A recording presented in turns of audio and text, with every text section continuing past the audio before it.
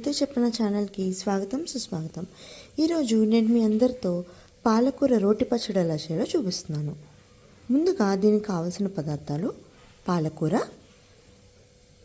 ఎండుమిర్చి 6 ఎండుమిర్చి, చిన్న నిమ్మకాయ సైజ్ అంత చింతపండు, అండ్ ఇవి లైట్గా ఆయిల్ వేసి వేయించుకోవాలండి.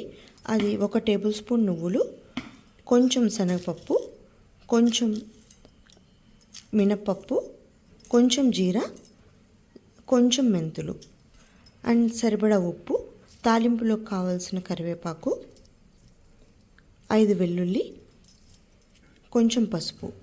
ఇవి తాలింపు దినుసులు. ఆయిల్, పచ్చడి ఇవి కొంచెం రోస్ట్ చేసుకోవడానికి సరిపడా, అండ్ తాలింపుకి కొంచెం ఆయిల్ అండి, అండ్ కొంచెం ఇంగువ. ఇప్పుడు పాలకూరని మనం ఇలా చక్కగా తరిగి పెట్టుకుని దీన్ని ఉడకపెట్టుకుందాం. ఆయిల్ వేడెక్కాక లైట్గా మనము ఇందాక చూపించిన ఐటమ్స్ ఉన్నాయి కదండి, అవన్నీ వేసుకుని లైట్గా కొంచెం వేగే వరకు వేయించుకుందాం. ఇప్పుడు ఇవి ఇలా వేగిపోయాయి కదండి. ఇప్పుడు ఇందులో మనం ఇందాక చూపించినట్టు నువ్వులు వేసుకుందాం. నువ్వులు అనేవి చాలా ఫాస్ట్గా వేగిపోతాయి కాబట్టి లాస్ట్కి జస్ట్ అలా వేసి ఒక్కసారి తిప్పితే ఫాస్ట్గా వేగిపోతాయండి.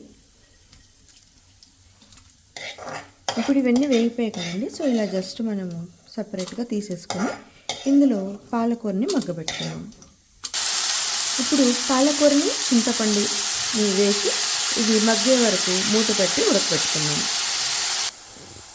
చూసారు కదండి, ఒక 5 మినిట్స్ జస్ట్ ఇలా వదిలేస్తే పాలకూర కదండి ఫాస్ట్గానే మగ్గిపోతుంది. సో ఇప్పుడు స్టవ్ ఆఫ్ చేసేసుకుందాం. ఇది ఒక 10 నిమిషాలు అలా వదిలేస్తే చల్లారిపోతుంది. అప్పుడు మనం రోటి పచ్చడి రెడీ చేసుకుందాం.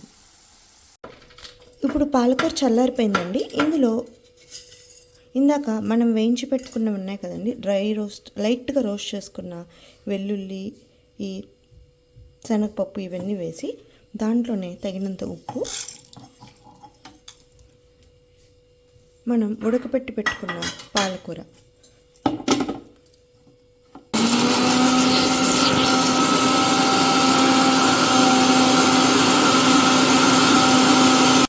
సో ఇప్పుడు ఇవన్నీ కొంచెం గ్రైండ్ అయిపోయాయి కదండి. ఇందులో మనం ఉడకబెట్టి పెట్టుకున్న పాలకూర వేసుకుందాం. చూసారు కదండి, ఇలా లైట్గా కచ్చాపచ్చగా పెట్టుకుంటే మరీ పేస్ట్లో అవ్వకుండా ఉంటుంది చట్నీ, రోటి పచ్చడి అనేది. ఇప్పుడు మనం ఇది సర్వింగ్ బౌల్లోకి తీసుకుని తాలింపు వేసుకుందాం. ఇప్పుడు మనం లైట్గా ఆయిల్ వేడెక్కాక తాలింపు దినుసులు, ఇంగువ, పసుపు అన్నీ వేసి జస్ట్ ఇవి వేగే వరకు వేయించుకుందామండి.